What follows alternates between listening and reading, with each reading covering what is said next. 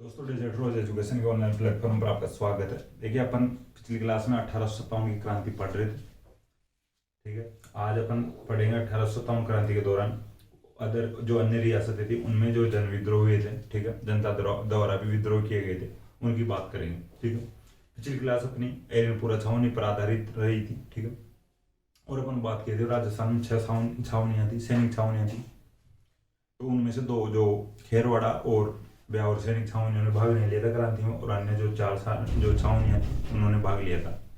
ठीक है, तो अपन एरनपुरा छावनी का थोड़ा रिवीजन कर लेते हैं। देखिए एरनपुरा छावनी में जो बटालियन थी, जो जोधपुर लीजन है, जोधपुर बटालियन तैनात थी, इसकी स्थापना की गई थी 1835 को की गई थी, और इसका मुख्यालय एरनपुरा में था। ठीक है, 21 अगस्त को पूर्व सैनिकों ने आबू से क्रांति की शुरुआत की थी। यानी जो एरनपुरा छावनी के सैनिक थे जो आबू जाकर और आबू से क्रांति की शुरुआत करते हैं, और 23 अगस्त को एरनपुरा आते हैं और बाकी साथियों को लेकर यानी क्रांति करते हैं।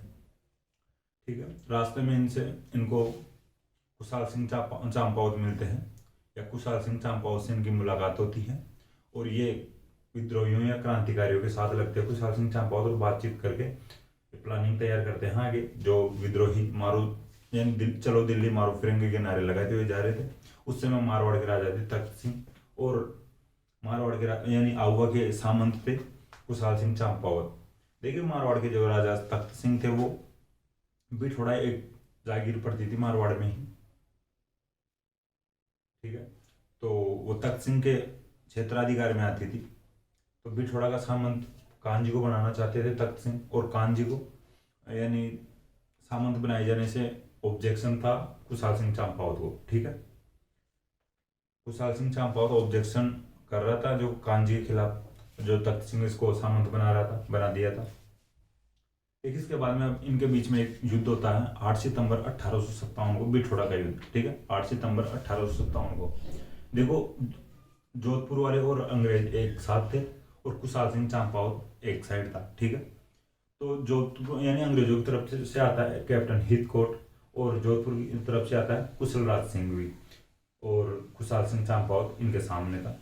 देखिए इस युद्ध को, जो बिठोड़ा का युद्ध था, इसको कुशाल सिंह चांपावत जीतते हैं। ठीक है, इसके बाद में अपन बात करते हैं और आगे इसी युद्ध में जोधपुर के ओरनाड सिंह, जो जोधपुर किले के या मारवाड़ के जो किलेदार थे, वो मारे जाते हैं। ठीक है, ओरनाड सिंह मारे जाते हैं। एक इसके बाद में चेलावास का युद्ध की बात की थे। 18 सितंबर 1857 को चेलावास का युद्ध होता है। ठीक है, चेलावास पाली में ही पड़ता है। देखिए इसमें जोधपुर का जो पीए था मैक मेसन, और जो एजीजी यानी एजेंट गवर्नर जनरल था जॉर्ज पैट्रिक लॉरेंस, ये एक साथ आते हैं, और इधर से कुशाल सिंह चांपावत लड़ता है। इस युद्ध को भी कुशाल सिंह चांपावत जीत जाता है। इस युद्ध को काले और गोरों का युद्ध कहा जाता है। ये बात शायद अपनी पिछली क्लास में बात नहीं की है, इसको आप नोट कर लेना। चेलावास के युद्ध को काले और गोरों का युद्ध कहा जाता है। ठीक है भाई, उस साइड से अंग्रेज थे, और भाई एक तरफ से यानी दोनों अंग्रेज थे, जो यानी जोधपुर का जो पीए था, ठीक है, मैक मेसन, वो भी अंग्रेज था, और जो एजीजी था वो भी जॉर्ज पैट्रिक लॉरेंस, वो भी अंग्रेज था। तो उनकी सेना में ज़्यादातर जो भाई गोरे भी थे, और इधर भाई कुशाल सिंह चांपावत के साथ अपने वाले भी थे। ठीक है, तो वैसे ही अपने वाले थोड़े काले तो क्या ही कर सकते हैं भाई, सांवले हो सकते हैं, लेकिन उनको काले, और उनकी तुलना में तो फिर काले ही है भाई। ठीक है, तो काले और गोरों का युद्ध कहा गया था। लेकिन इस युद्ध को भी, जो चेलावासी वाले युद्ध को भी कुशाल सिंह चांपावत जीत जाता है। इसके बाद में इनके बीच में एक और युद्ध हुआ था। ठीक है, जो अहुआ का युद्ध। देखिए जो अपन बात कर रहे थे अभी चेलावास का युद्ध, चेलावास वाले युद्ध में मैक मेसन को मार दिया गया था। ठीक है, अहुआ के किले पर लटका दिया गया था। देखिए अपन आगे और बात करते हैं। एक युद्ध और हुआ था इनके बीच में, जो अहुआ का युद्ध, 20 जनवरी 1858 को। ठीक है, 20 जनवरी 1858 को। लेकिन इसमें कुशाल सिंह चांपावत भाग नहीं लेता है। कुशाल सिंह चांपावत का भाई था पृथ्वी सिंह लांबिया, जो लांबिया का सामंत था। लेकिन इसमें हंसराज जोशी और कर्नल होम्स एक साइड से आते हैं। कर्नल होम्स जो अंग्रेजों की तरफ से आते हैं, हंसराज जोशी जोधपुर की तरफ से आते हैं, और पृथ्वी सिंह लांबिया, जो लांबिया का सामंत है, जो कुशाल सिंह चांपावत हुआ, इनके बीच में युद्ध होता है। देखिए इसको जो अंग्रेज या जोधपुर वाले जीत जाते हैं, और पृथ्वी सिंह लांबिया हार जाता है, और कुशाल सिंह चांपावत इस युद्ध से पहले मेवाड़ में सहायता लेने के लिए चले जाता है। ठीक है, देखिए अंग्रेजों ने अधिकार कर लिया था। अंग्रेजों ने अधिकार करके जो सबसे पहले जो सुगाली माता थी उसकी मूर्ति को उठाए थे, और आबू में रख दिया था पहले, फिर आबू से बाद में अजमेर के जो राजपूताना म्यूजियम में लाए थे। इसके बाद में जो आज़ादी के बाद में जो बांगड़ म्यूजियम जो पाली में है उसमें रखा गया था सुगाली माता की मूर्ति को। सुगाली माता की मूर्ति आबू वालों की इष्ट देवी है, 10 सिर और 54 हाथ है उसकी, यानी सुगाली माता की मूर्ति की। ठीक है, देखिए मेवाड़ में स्वयंवर के जो केसरी सिंह और कोठारे के जो जो जोत सिंह थे, कुशाल सिंह को शरण देते हैं और हेल्प करते हैं। ठीक है, इसके बाद में अपन बात की थी कवि जो गिरधर दान ने जो ये जो संघर्ष था, जो अहुआ का संघर्ष था, इसको भारतीय आज़ादी का संघर्ष बताया था। ठीक है, भारतीय आज़ादी का संघर्ष बताया था अहुआ के संघर्ष में। 8 अगस्त 1860 को कुशाल सिंह चंपावत अंग्रेजों के सामने सरेंडर कर देता है। हालांकि इनकी जांच के लिए टेलर कमीशन बनाया जाता है और फाइनली इनको निर्दोष साबित कर दिया जाता है या इनको रिहा कर दिया जाता है। ठीक है, 10 नवंबर 1860 को। ठीक, इसके बाद में अपन बात किए थे भाई कुशाल सिंह का अंतिम जीवन उदयपुर में ही निकला था और इनके एक जो बेटे थे देवी सिंह। ठीक, इसके बाद में अपन बात कर रहे थे भाई जो कुशाल सिंह के जो अन्य और साथ दिए थे जो सामंत थे। तो देखें आसोप जो जोधपुर में जगह पड़ती है वहां का शिवनाथ सिंह ने इनका साथ दिया था, और जो भाई नागौर में एक जगह पड़ती है गुल्लर। ठीक है, गुल्लर के बिशन सिंह ने भी इनका साथ दिया था। ठीक है, और इसके बाद में अपन बात करते हैं नागौर में एक जगह आलनियावास पड़ती है, आलनियावास के अजीत सिंह ने भी इनका साथ दिया था। ठीक है, इसके बाद में बात किए थे अपन जो वापस जो कुछ बचे हुए जो विद्रोही थे नारनौल की तरफ से वापस आते हैं, और हरियाणा में जो जगह पड़ी थी नारनौल उधर से वापस आते हैं और मारवाड़ की तरफ कुछ दिनों तक वापस विद्रोह किए थे। हालांकि इनको फिर गिरफ्तार कर लिया गया। ठीक, अपन यहाँ तक बात करें। अब आज बात करेंगे कोटा का जो जन विद्रोह की। ठीक है,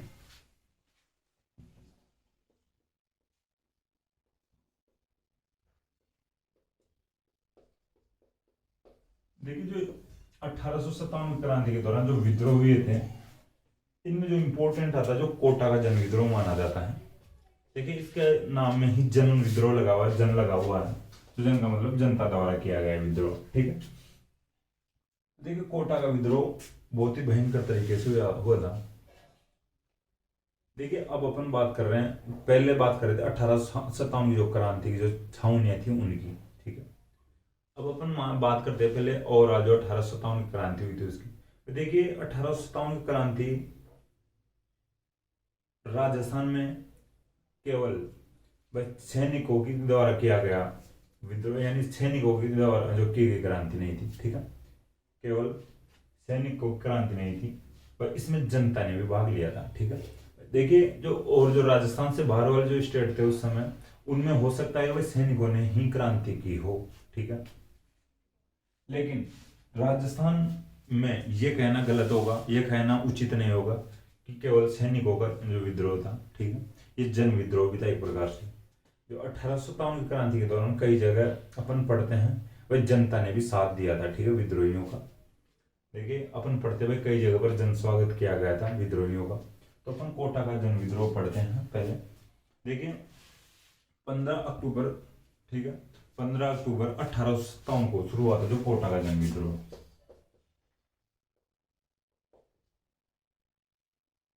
ठीक है, 15 अक्टूबर 1857 को। देखिए जो 15 अक्टूबर 1857 को जो कोटा का जन विद्रोह शुरू हुआ था, तो इसमें जो विद्रोही थे उनकी बात करते हैं अपन। ठीक है, जयदयाल और मेहराब खान।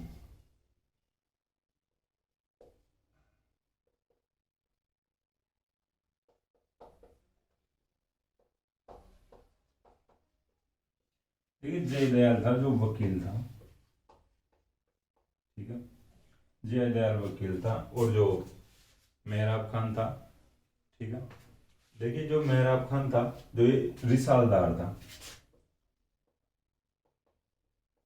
ठीक है, रिसाला की मैं बात बताऊं, रिसाला का मतलब होता है गंगा, सॉरी रिसाला का मतलब होता है सेना। वो बात याद रह गई भाई, गंगा रिसाला, गंगा सिंह की जो सेना थी मतलब। ठीक, तो गंगा नहीं कहते भाई, रिसाल का मतलब गंगा नहीं होता, रिसाल का मतलब होता है सेना। तो देखिए रिसालदार ये एक पद था। ठीक है, सेना में पद था, आप ध्यान रख लेना। तो मेहराब खान रिसालदार था, यानी सेना में एक पद पर आसीन था, पद पर नियुक्त था। जयदयाल था वकील। देखिए जो वकील ये था, जो कोटा में जो राजा था उसकी जो सेना में था भाई, जो सेनापति था या वकील था, तो कोटा के राजा की तरफ से जो बातचीत करता था अंग्रेजों से, ठीक है, तो वो जय दयाल करता था। एक प्रकार से अंग्रेजों और राजा के बीच में जो बातचीत होती थी उसमें जो भाग लेता था या वो बातें करता था, जय दयाल करता था, ठीक है। अब देखिए अपन बात करते हैं भाई जो किस प्रकार से वे विद्रोह होता है। देखिए उस समय जो पॉलिटिकल एजेंट था, ठीक है, जो मेजर बर्टन, देखिए पॉलिटिकल एजेंट जो मेजर बर्टन था, ये कोटा के जो राजा थे Ram Singh second,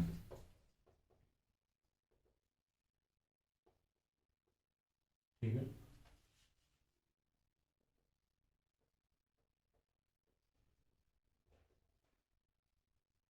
major Burton को लग गया था कि भाई कोटा में जल्द ही जन विद्रोह शुरू होने वाला है, ठीक है, जल्द ही जन विद्रोह होने वाला है, जनता अपने खिलाफ कभी भी हो सकती है, मेजर बर्टन को लगने लग गया था ये। तो ये राम सिंह सेकंड के पास आता है और राम सिंह सेकंड को कहता है भाई आपकी जो रियासत में जल्दी ही जनता अपने हमारे खिलाफ हो सकती है, आप ध्यान रखना, और स्पेशली इन दोनों का ध्यान रखना, मेहराब खान और जयदयाल का। राम सिंह सेकंड कहते हुए आपके पास कोई प्रूफ है क्या भाई, इनके बारे में आपको लगता है संदिग्ध लगते हो, आपको कोई प्रूफ हो तो बताओ। मेजर बर्टन मना करता भाई प्रूफ तो है नहीं, लेकिन कहीं से उड़ती हुई खबरें आ रही हैं कि भाई ये दोनों विद्रोह कर सकते हैं जनता को अपने साथ में लेके। राम सिंह सेकंड और जो मेजर बर्टन की बातचीत हुई वो शाम तक फूट चुकी थी और लोगों के पास पहुंच चुकी थी। देखिए मेजर बर्टन कहता है इनको या तो हटा दो इनके पदों से या निकाल दो, ठीक है, या ढंग से ध्यान रखो इनके ऊपर। तो ये बातें इधर मेहराब खान और जयदयाल को पता चल जाती है। मेहराब खान और ये 15 अक्टूबर 1857 को विद्रोह शुरू होता है। इनको जो ही पता चलती है, ये पहले वाले दिन ही आता है 14 अक्टूबर 1857 को, ठीक है, इनकी बातचीत होती है 14 अक्टूबर 1857 को इनको हटाने को लेकर। तो इनको जब भी पता चलता है तो ये सोचते हैं पहले कोई क्यों ना अपने को, यानी जो राजा द्वारा अपने को पदों से हटाए जाने से पहले ही क्यों ना अपन विद्रोह शुरू कर दे। तो इनके पास 14 अक्टूबर को शाम तक बातें पहुंच जाती है और ये 15 अक्टूबर को जन विद्रोह शुरू कर देते हैं, ठीक है, जनता को साथ लेकर विद्रोह शुरू कर देते हैं। देखिए अब जो ये विद्रोह शुरू करते हैं तो सबसे पहले सोचते हैं भाई जो अपन अब क्या करें। जन विद्रोह के दौरान जो इनके सामने आया, ठीक है, जो अंग्रेज जो अधिकारी ये था पॉलिटिकल एजेंट था, मेजर बर्टन को सल्टा देते हैं, ठीक, मेजर बर्टन काम आ गए। तो ये ध्यान रखना मैं मेजर बर्टन को मार दिया था और इनके जो दो बेटे थे, ठीक है, उनको भी मार दिया था। ठीक है, फ्रैंक और आर्थर इनके जो दो बेटे थे मेजर बर्टन के, फ्रैंक और आर्थर। हालांकि बेटों के लिए ज्यादा कोई नहीं पूछेगा।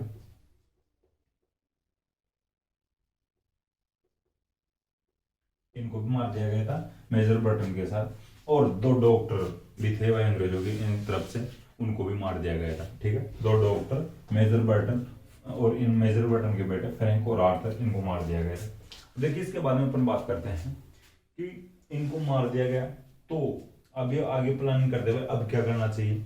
और इनको लग रहा था जयदयाल और मेहराब खान को कि जो कोटा का जो राजा है राम सिंह सेकंड है, जो आगे भी अपने प्रति कार्यवाही कर सकता है या अपने प्रति कोई षड्यंत्र रच सकता है। तो ये सबसे पहले इनको मारने के बाद में करते हैं कोटा के राजा जो राम सिंह सेकंड, इसको भी नजरबंद कर लेते हैं। जो किले में था, किले को घेर लेते हैं चारों तरफ से और किले में फिट कर देते हैं राम सिंह सेकंड को, और एक प्रकार से नजरबंद भाई इनकी नजर में हो गए थे। जो राम सिंह सेकंड जो किले में थे तो बाहर निकलने नहीं दे रहे थे, किसी से बातचीत कर नहीं सकते थे राम सिंह सेकंड बाहर वालों से, तो नजरबंद कर दिया गया था राम सिंह सेकंड को कोटा के किले में ही। ठीक है, मेहराब खान और जयदयाल द्वारा मेजर बर्टन को पहले से हटा दिया गया था।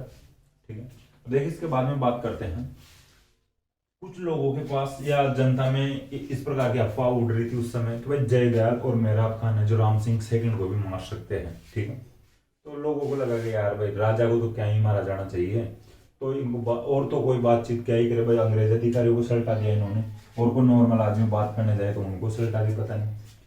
तो देखिए कोटा में मथुराधीश मथुरेश जी का मंदिर है।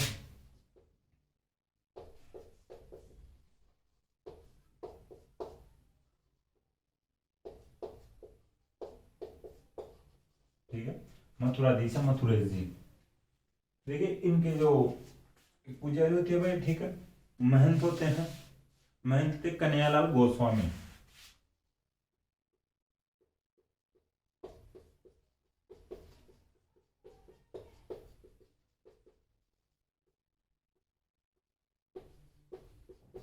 ठीक है, कन्हैयालाल गोस्वामी के पास बातें पहुंची भाई, इस प्रकार से राजा को नजरबंद कर रखे हैं जयदयाल और मेहराब खान। तो ये इधर आते हैं मेहराब खान और जयदयाल के पास, कन्हैयालाल गोस्वामी जो महंत थे मथुरा जी मंदिर के। वो इनसे बातचीत करते भाई, यार आप इस प्रकार से राजा को नजरबंद कर रखे हो या बंदी बना रखे हो, ये तो गलत है, और आप भाई इसको तो मत मानना, ठीक है, इनको स्वतंत्र कर दो, इनको छूट यानी छोड़ दो। तो देखिए मथुराधीश या मथुरा जी मंदिर के जो महंत कन्हैयालाल गोस्वामी जी, इनको एक कहते हैं चलो ठीक है छोड़ तो देते हैं, छूट दे देते हैं, लेकिन राम सिंह सेकंड से एक कागज पर साइन करवाने होंगे, हमारे एक कागज पर, ठीक है। देखिए उस कागज में जो 9 शर्तें लिखी हुई थी, और उस कागज में जो शर्तें लिखी हुई थी वो एक कन्हैयालाल जी तो पढ़ चुके थे, लेकिन राम सिंह सेकंड को पढ़ने का उनको अधिकार नहीं दिया गया था इनकी तरफ से, मेहराब खान और जयदयाल की तरफ से। भाई इस कागज पर साइन करवाने ही होंगे राम सिंह सेकंड, तभी हम छोड़ सकते हैं उसको। मतलब ये जो कन्हैयालाल गोस्वामी जी लेकर जाते हैं राम सिंह सेकंड के पास, राम सिंह सेकंड के पास जाने के बाद में बातचीत करते हैं, भाई ठीक है इनको छोड़ देते हैं, आपको ये छोड़ रहे हैं आपको, तो छोड़कर ये कहते भाई इनके कागज पर साइन करने होंगे आपको। तो ये पूछते भाई क्या कागज है, मैं पढ़ लूँ एक बार। तो मेहराब खान और जयदयाल बोलते हैं एक थप्पड़ पड़ेगी, अभी कुछ ही नहीं है, पहले हम आपको जो है तेरे को बंदी बना रखे हैं, छोड़ेंगे नहीं, या तो इस कागज पे साइन कर दे। तो साइन कर देता है राम सिंह सेकंड। फिर बाद में पढ़कर कन्हैयालाल गोस्वामी सुनाता है राम सिंह सेकंड को। उसमें लिखी होती है, जो देखिए जो तो मुख्य शर्तें थी वो मैं आपको बता देता हूँ, हालांकि 9 शर्तें बताई जाती है इस कागज पर। तो एक इम्पोर्टेंस जो शर्त अपने को पढ़ने को मिलती है और अपने एग्जाम्स में आती है वो थी कि इस कागज पर लिखा गया था जो जयदयाल और मेहराब खान की तरफ से, यानी जयदयाल और मेहराब खान खुद लिखते हैं, लेकिन राम सिंह सेकंड की तरफ से लिखते हैं उस स्टेटमेंट को कि मैं राम सिंह सेकंड जो कोटा का राजा हूँ, और मैं मेजर बर्टन की हत्या की जिम्मेदारी लेता हूँ, या मैं मेजर बर्टन की हत्या में खुद करवाया था, ठीक है, इस प्रकार की शर्त थी, उस पर साइन करवाते हैं। और एक शर्त थी वह आगे अब कोटा के जो प्रशासन को जो संभालेगा मेहराब खान और जयदयाल संभालेंगे, ठीक है, कोटा के जो प्रशासन की जो स्थिति है उसको कंप्लीटली मेहराब खान और जयदयाल संभालेंगे, और सभी शक्तियां इनके पास रहेगी, प्रशासन की जो भी शक्तियां होंगी जो मेहराब खान और जयदयाल के पास होगी, ठीक है, इस प्रकार की शर्तें थी। और राम सिंह सेकंड मना करता भाई ये तो मैं किया ही नहीं, भाई मैं कैसे जिम्मेदारी ले, इस पर आप साइन भी करवा लो, लेकिन जो भी था ये करवा चुके थे साइन तो। लेकिन इनके बीच में समझौता करवाता है कन्हैयालाल गोस्वामी जो मथुरा जी मंदिर के महंत थे, ठीक है, इनके बीच विद्रोहियों के बीच में समझौता करवाया था राम सिंह सेकंड और विद्रोह के बीच जो कन्हैयालाल गोस्वामी। देखिए अब मैं आपको बता दिया, जो राजा राम सिंह सेकंड ने बर्टन हत्या की जिम्मेदारी के कागजों पर जबरदस्ती से हस्ताक्षर करवाए गए थे राम सिंह सेकंड से, ठीक है। देखिए अब आगे बात करते हैं करौली के जो राजा थे मदनपाल, तो करौली के जो राजा थे मदनपाल राम सिंह सेकंड को फिर इनसे मुक्त करवाते हैं आगे चलकर, ठीक है। करौली से मदनपाल आते हैं, और वो राम सिंह से अपन वैसे पिछले क्लासेज में बात कर चुके हैं, राम सिंह सेकंड की और करौली वाले मदनपाल की, जो करौली का इतिहास पढ़ रहे थे, ठीक है। तो यहाँ पर भी वापस आ गए, मैं वैसे पिछले क्लासेज में कहा था करौली का पढ़ रहे थे इतिहास, उस समय आगे भी बात करेंगे। तो मदनपाल राम सिंह सेकंड को रिहा करवाते हैं।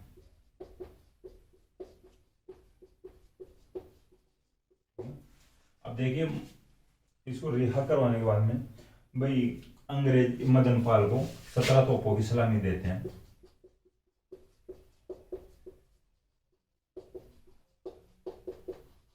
ठीक है। देखिए 15 तोपों की सलामी दी जाती थी उस समय, तो राम सिंह सेकंड को भी 15 तोपों की सलामी प्राप्त थी उस समय। सलामी का मतलब ये होता था कि वो खुद की उसकी पोजीशन देखी जाती थी राजा की, 15 तोपों की सलामी वाला राजा आगे बैठेगा, उससे कम वाले जो सलामी मिलती है, कम तोपों की सलामी मिलती है वो पीछे बैठेगा, और जिसको कम मिलती है वो और भी पीछे बैठेगा। तो देखिए राम सिंह सेकंड को भी पनिश तो देते हैं रिहा करने के बाद में भी, देखिए राम सिंह सेकंड की जो 15 तोपों से घटाकर 11 तोपों की सलामी कर दी गई, ठीक है। और मदन पाल की 15 से बढ़ाकर 17 तोपों की सलामी कर दी गई। इधर 4 माइनस उधर 2 प्लस, ठीक है। आप इस प्रकार से याद कर सकते हो, 4 माइनस 2 प्लस 11 तोपों की सलामी थी।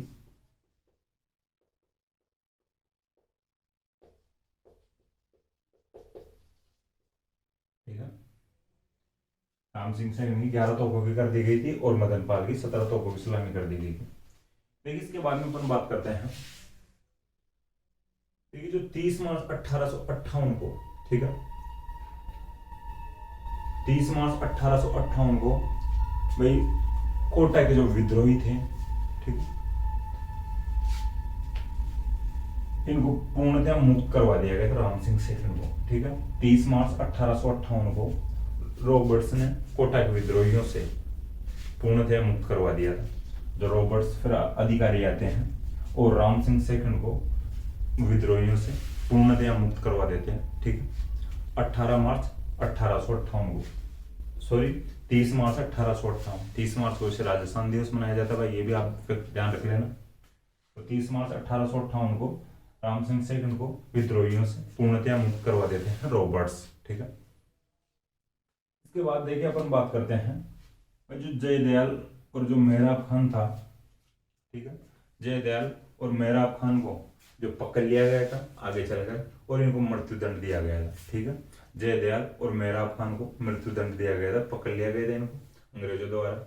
और देखिए मैं एक बात नहीं बताया आपको, वैसे ज्यादा कोई बड़ी बात नहीं, जो मेजर बर्टन को मारा गया था इनके द्वारा, मेहराब खान और जयदयाल के द्वारा, तो इन मेजर बर्टन की लाश को पूरे कोटा में घुमाया गया था कि भाई जो भी अंग्रेजों का साथ देगा, जो हमारे खिलाफ जो भी कुछ षड्यंत्र रचेगा उसका हाल हम ये करेंगे, ठीक है। इस प्रकार का मैसेज दे रहे थे। मेजर बर्टन की लाश को कोटा में घुमाकर, कोटा पूरे शहर में घुमाया गया था इनके द्वारा। तो देखिए जब इनको पकड़ लिया गया था मेहराब खान और जयदयाल को, तो इनकी भी इसी प्रकार से हत्या की गई थी, ठीक है। कि हमारे मेजर बर्टन को मार दिया आपने और उनके बच्चों को मार दिया, 2 डॉक्टरों को मार दिया है, तो इनकी भी इसी प्रकार से हत्या की गई थी, निर्मम तरीके से हत्या करी गई थी जयदयाल और मेहराब खान की। तो इनको भी मार दिया गया था, ठीक है, मृत्यु दंड दिया गया था, ठीक है। अब इसके बाद में बात करते हैं टोंक का विद्रोह, ठीक है। कोटा का जन विद्रोह पढ़ लिया अपन, अब टोंक के विद्रोह की बात करते हैं।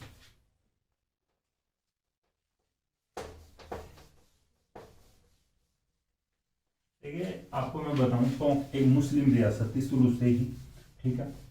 और यहाँ का जो नवाब का शासन रहा करता था टोंक में,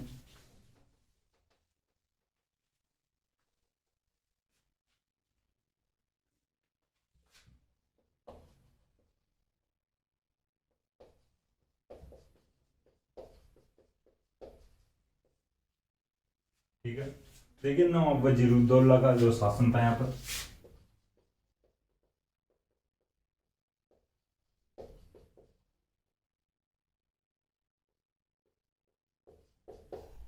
ठीक है, जो इस नवाब वजीरुद्दौला का शासन था। देखिए जब टोंक में विद्रोह हुआ था उससे पहले की मैं बात बता रहा हूँ, जो नवाब वजीरुद्दौला था ये अंग्रेजों का समर्थक था, ठीक है। नवाब वजीरुद्दौला था जो नवाब था टोंक का, ये अंग्रेजों का समर्थक था। देखिए इसका एक मामा था, ठीक है, नवाब वजीरुद्दौला का मामा था जिसका नाम था मीर आलम खान।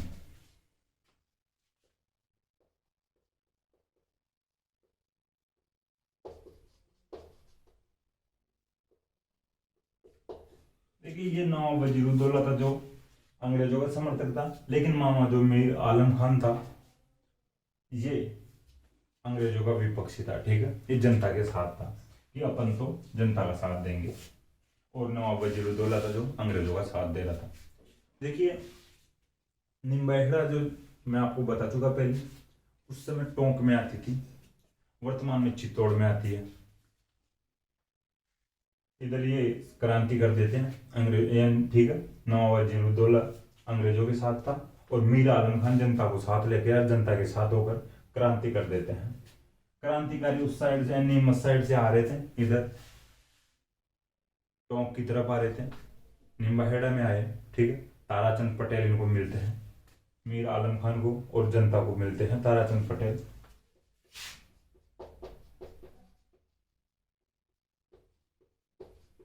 इनका जन स्वागत करते हैं, ठीक है। ताराचंद पटेल थे और जनता को साथ में लेकर जो निम्बाहेड़ा में स्वागत करते हैं इनका। ठीक है, आप नाम लिख सकते हो, जगह का नाम है निम्बाहेड़ा।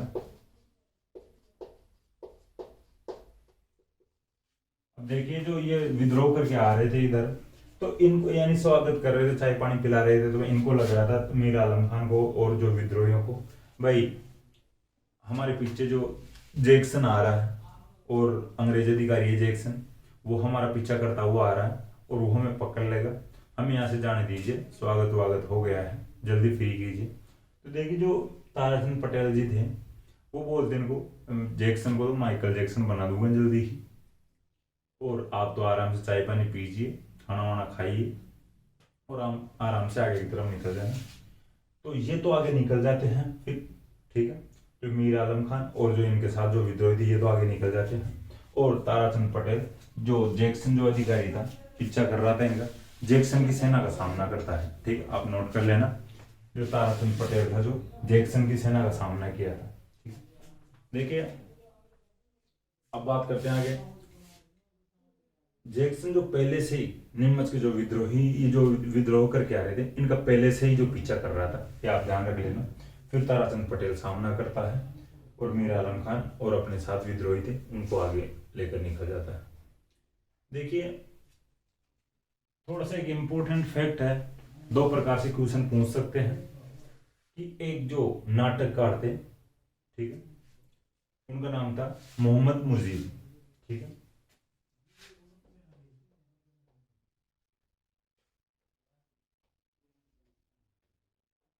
ये नाटककार थे, इनका नाटक था आजमाइश,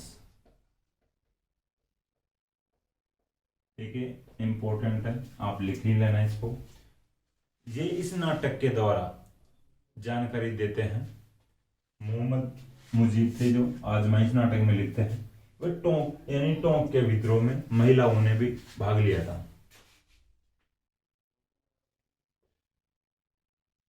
ठीक है। आजमाइश में जानकारी मिलती है कि टोंक के विद्रोह में महिलाओं ने भी भाग लिया था। अब देखिए किस प्रकार से दो क्वेश्चन बन सकते हैं अपने सामने, कि एक तो क्वेश्चन बन सकता है कि भाई कौन से नाटककार अपने नाटक में बताते हैं कि भाई टोंक के विद्रोह में महिलाओं ने भी भाग लिया था, एक तो ये क्वेश्चन होगा इस प्रकार से, ठीक है। और अपने अलग से और क्वेश्चन बन सकता है कि मोहम्मद मुजीब का नाटक बताइए, या आजमाइश नाटक के जो नाटककार थे वो कौन थे, ठीक है ना। जो आजमाइश नाटक है वो किसके द्वारा लिखा गया है, तो इस प्रकार से क्वेश्चन बन सकते हैं अपने सामने। तो आप ध्यान रखना, एक तो मोहम्मद मुजीब का जो नाटक पता चल गया अपने को आजमाइश, और आजमाइश से पता चलता है कि टोंक के विद्रोह में महिलाओं ने भाग लिया था, ठीक है। इसके बाद में देखिए ये टोंक का विद्रोह भी कंप्लीट हो चुका है, जो अपने एग्जाम की दृष्टि से जो भी फैक्ट थे उनकी अपन बात कर लिए हैं। नवाब था वजीरुद्दौला टोंक का, इसका मामा था मीर आलम खान। नवाब वजीरुद्दौला था जो अंग्रेजों का समर्थक था, और मीर आलम खान जो विद्रोहियों को साथ देता है। निम्बाहेड़ा में ताराचंद पटेल से मिलते हैं, ताराचंद पटेल जो जैक्सन की सेना का सामना करता है, और जो टोंक का विद्रोह में टोंक के विद्रोह में भाग लेने की जानकारी देता है, जो मोहम्मद मुजीब देता है अपने नाटक आजमाइश से, ठीक है। इसके बाद में अपन बात करते हैं धौलपुर का विद्रोह है। लेकिन धौलपुर के विद्रोह में ज्यादा कोई फैक्ट है नहीं, कुछ एक दो बातें हैं, कुछ इनकी अपन बात कर लेते हैं जल्दी से, और फिर नेक्स्ट क्लास में बातें करेंगे और आगे जो भी रियासतों में जो विद्रोह किया गया था।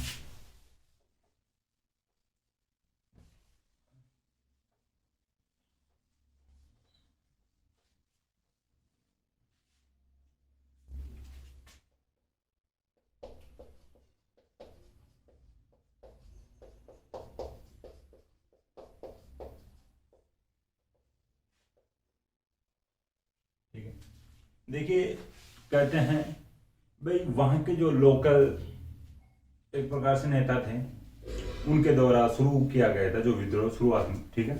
देवा गुजर और भवानी गुजर,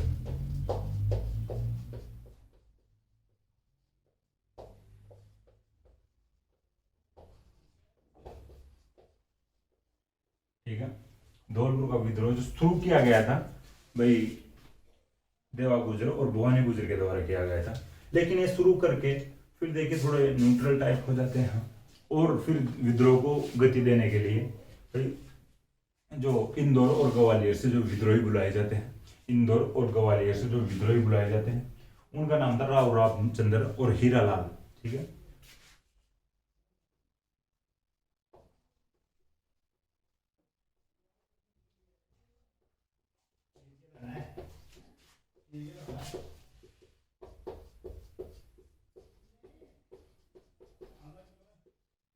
ठीक है। इंदौर और ग्वालियर, यहाँ से राव रामचंद्र और हीरालाल को बुलाया जाता है और विद्रोह को इनके द्वारा गति दी जाती है।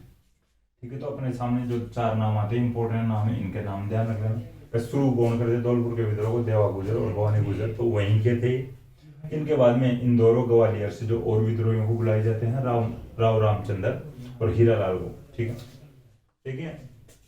इसके बाद में आगे बात करते हैं जो राजा भगवंत सिंह थे उस समय वहां के। ठीक है।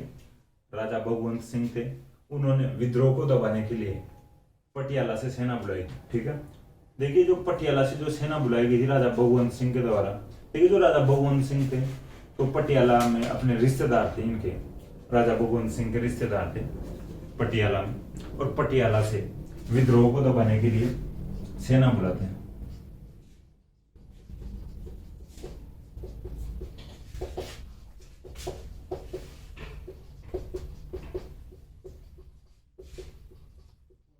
ठीक है। राजा भगवंत सिंह पटियाला से सेना बुलाते हैं विद्रोह को दबाने के लिए।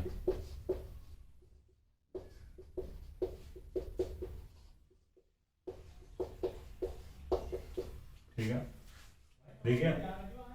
और विद्रोह को दबवा देते हैं, या विद्रोह को दबाते हैं। अब धौलपुर का अपन इतना ही जानकारी अपने को मिलती है जो विद्रोह की, कि देवा गुजर और भवानी गुजरों ने, यानी देवा गुजर और भवानी गुजर ने विद्रोह शुरू किया।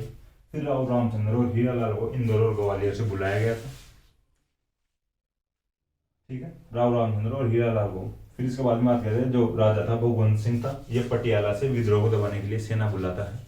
अपन यहाँ तक बात की है। जो और जो विद्रोह थे और रियासतों में, वो अपन नेक्स्ट क्लास में पढ़ेंगे। जैसे अलवर का विद्रोह था, इंपॉर्टेंट जयपुर का विद्रोह है, वो उसको भी अपन पढ़ेंगे। बीकानेर का विद्रोह था जैसे। ठीक है। तो आज यहीं तक रखते हैं अपने क्लास को, ज़्यादा लंबी भी नहीं खींचना चाहते हैं। तो दोस्तों मुझे आशा है कि क्लास आपको पसंद आई होगी। क्लास पसंद आए तो क्लास को लाइक करें, कमेंट करें, अपने दोस्तों के साथ शेयर करें। थैंक यू दोस्तों।